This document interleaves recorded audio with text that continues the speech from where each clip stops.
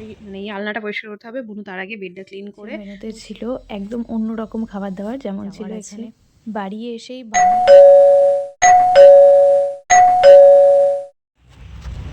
Hello সবাইকে, good morning.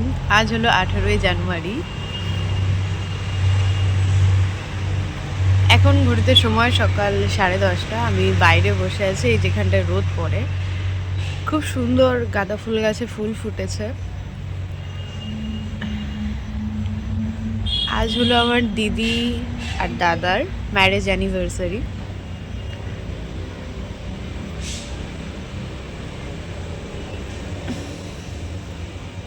Happy anniversary both of you. চলো আজকের ব্লগটা শুরু করি। আজ অনেক কাজ আছে, সকাল থেকেই তেনিয়ে রয়েছি, কারণ সামনাসামনি মানুষগুলোকে বলতে পারছি না এই কথাটা। আমি কখনো হয়তো বলতেও পারবো না। তো চলো দিনটা শুরু করি, দিনটা যেন ভালো কাটে, সকলে ভালো থাকুক, সুস্থ থাকুক, এই আশা নিয়ে ব্লগটা শুরু করি। আজ অনেক অনেক অনেক কাজ আছে। এই ঘরটা ক্লিন করতে হবে, আমাদের ঘরটা ক্লিন করতে হবে, ওপরের আলমারিটাতে আজকে জামা কাপড়গুলো ভরতে হবে। কারণ রিসেন্টলি কাল রাতে আলু বাইরে রাখা ছিল, কারণ আমাদের ঘরে ইঁদুর নেই, আলু বাইরে রাখা ছিল। সকালবেলা দেখা যাচ্ছে যে আলু খেয়ে নিয়েছে, তো যত সম্ভব মনে হচ্ছে হয়তো ইঁদুর ঢুকছে। তো সেই জন্য জামা কাপড় আর রাখা যাবে না, আজকেই তুলতে হবে। তো সেগুলোও করতে হবে, সবটা তোমাদের সাথে শেয়ার করব। আর বিকালে যাব আমার এই আঁচিলের জন্য একটু ডক্টরের কাছে, তো সেটাও তোমাদের সাথে শেয়ার করব। তাই এবেলার মধ্যে সব কাজ সারতে হবে। আর কালকে মাথায় একটু তেল দিয়েছিলাম, একটু শ্যাম্পুও করতে হবে, ঠান্ডায় বাবা পাগল হয়ে যাব। তো চলো সবটাই তোমাদের সাথে শেয়ার করব। শেষ অবধি দেখে জানিও তোমাদের সবার কেমন লাগলো। আর দাঁড়াও, গাঁদা ফুলগুলো আগে তোমাদের দেখাই, কেমন লাগছে বলো। কি দারুণ লাগছে। আর সেই অনেক দিন আগে বললাম না, এই ফুলটা ধাক্কা খেয়েছে, ধাক্কা খাওয়ার পরও এখনো ওরকমই রয়েছে, বেশ ভালো লাগছে দেখতে। যাই হোক,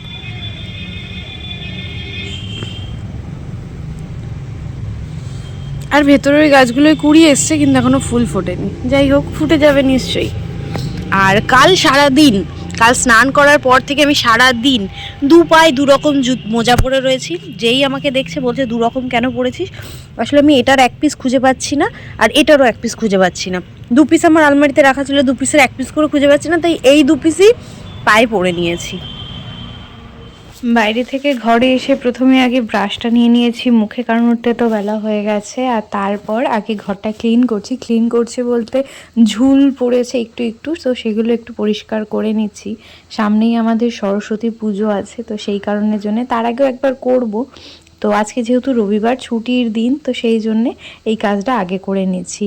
আমি যেই দিনই ঘরটা পরিষ্কার করার কথা ভাবি সেদিন আগে এটা করে নিই, তারপর নিচটা ঝাড় দিয়ে পরিষ্কার করি, কারণ ওপর থেকে তো সেই ঝুল ধুলো ময়লা পড়বেই। ঘরে একটু একটু ধুলো জমা ছিল, একটু একটু ঝুল হয়েছে, সেগুলো ঝাড়া হয়ে গেছে। এবার বেডটা আজকে চাদরটা চেঞ্জ করব ভেবেছি। চাদর তো তুলেছি, এই দিকের আলনাটা গুছানো হয়ে গেছে, সুন্দর করে নামিয়ে সবটা আর একবার মুছে পরিষ্কার করে পুরোটা করেছি। এইবার কারেন্ট চলে গেছে, অন্ধকারে কাজ করতে পারছি না, ঘরের অবস্থা ভীষণ খারাপ হয়ে রয়েছে। তো চলো করি। এই জায়গাটা খুব সুন্দর করে গুছাতে হবে, কেমন নোংরা হয়ে রয়েছে।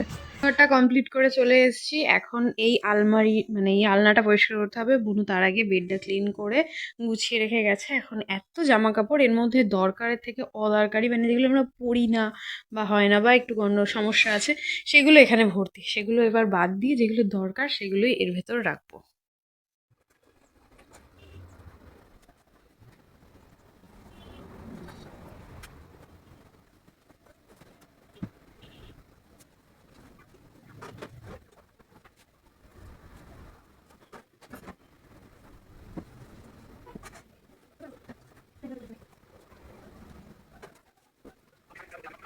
আলনাটা গোছাতে গোছাতে বুনুর ওই ঘরে যেটুকু গোছানো বাকি ছিল সেটুকু গুছিয়ে চলে এসছে। এখানেও হাতে হাতে প্রত্যেকটা জামা কাপড় আমাকে একটু একটু ভাঁজ করে দিচ্ছে, আর তার সাথে আমি মেলে নিচ্ছি। এর মধ্যে এক ফ্রেন্ড ফোন করেছিল, কলেজ ফ্রেন্ড, অনেক দিন পর ওর সাথে কথা বললাম। ওই ঘন্টাখানেক মতন কথা হয়েছে।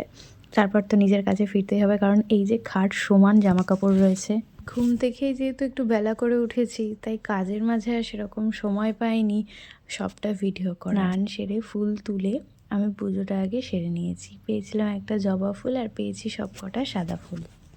পুজো সেরে বসে পড়েছি লাঞ্চের টেবিলে। আজকে আমাদের লাঞ্চের মেনুতে ছিল একদম অন্য রকম খাবার দাবার। যেমন ছিল এখানে ওই পুঁই গাছের পুঁই মিচুরি যেটাকে বলে, সেটা মা করেছিল। খুব একটা আমি কখনো খাইনি, কিন্তু আমার কেন জানি না কিছুদিন ধরে এরকম হয়েছে, কিছুদিন না বেশ অনেক কদিনই, যে যেটা সবাই খায় সেটা আমিও খেয়ে চেক করব যে কেমন লাগে। আমি কেন খাবো না বলি।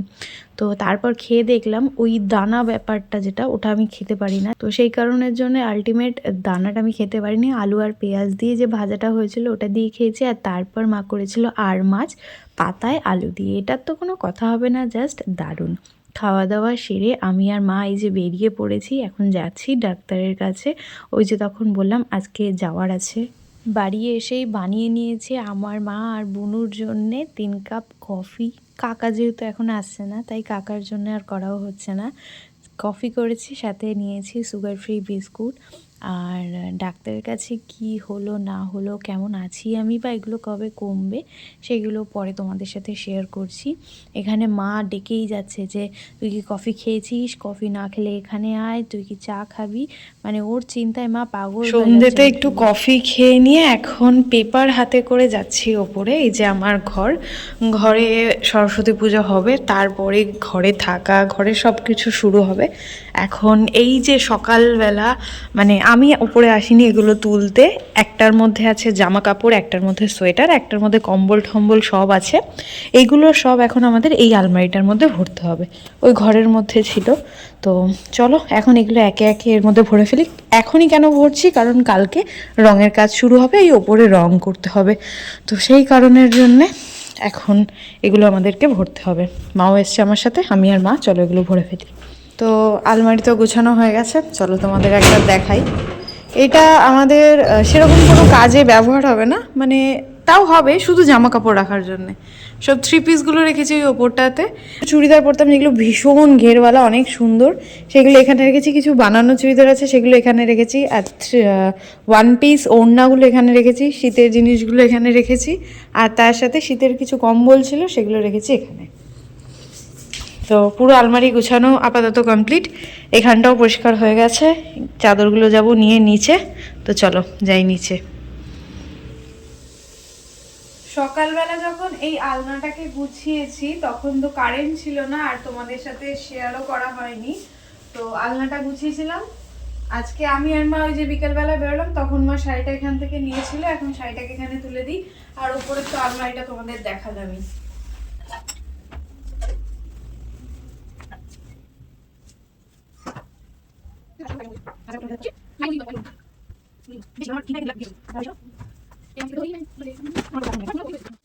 যে জামা কাপড়গুলো উপরে রেখে এলাম আলমারির মধ্যে, ওগুলো ওই চাদরের মধ্যে করে এর ওপর রাখা ছিল। জায়গাটাও ভীষণ নোংরা লাগছিল, মানে পরিষ্কার ছিল না, অপরিষ্কার লাগছিল, ভালোও লাগছিল না। তো তারপর মায়ের উলের যে ব্যাগটা আছে, এর মধ্যে সব উলের জিনিসপত্র আছে, এগুলো সব এই টুলটার ওপর রেখেছি।